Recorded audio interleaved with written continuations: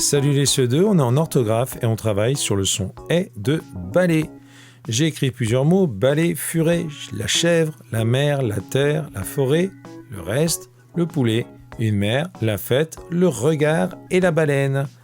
Si tu entends le son « est » dans ces mots-là, place-les au bon endroit dans le tableau. Attention, il peut y avoir des mots qui ne sont pas dans le tableau. Par exemple, un balai. Ici, le son « est » se fait avec les lettres A et I. Je vais écrire un balai ici. Un balai. Allez, je te laisse avancer. On se retrouve tout de suite après la pause.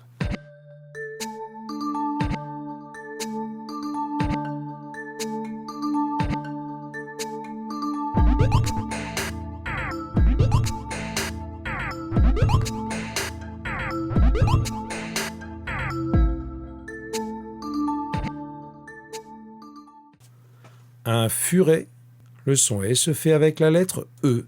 Un furet. La chèvre, ici le son « est » se fait avec le E accent grave. L'accent grave, c'est dans ce sens. L'accent aigu, il est dans l'autre sens. La chèvre. La mer, le son « est » se forme avec la lettre E. Je le range ici. La terre, ici aussi, le son « est » se fait avec la lettre E. La forêt, le son « est » se fait avec un E accent circonflexe. Le reste, le son « est » se fait avec la lettre E. Pareil pour le poulet. La mer, le son « est » se fait avec un E accent grave. La fête, avec un accent circonflexe. Dans le mot « regard », on n'entend pas le son « est », c'était un piège. La baleine, le son « est » se fait avec les lettres E et I. On va donc le ranger ici.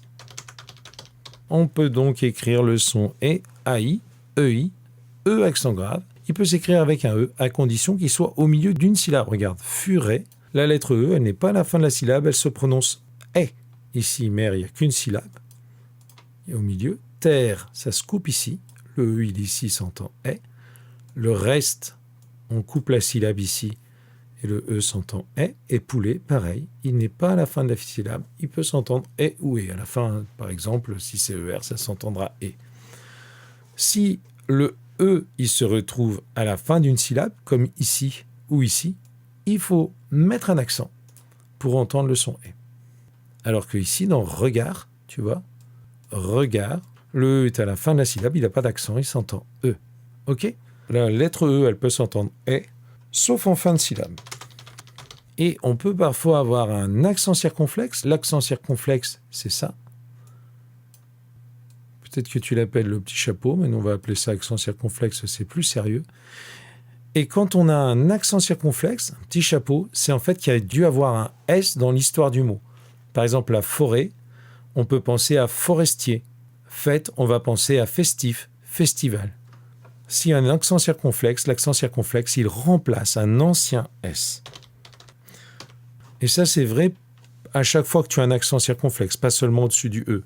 Par exemple, un hôpital, tu as un accent circonflexe sur le O, tu penses au mot comme hospitalier.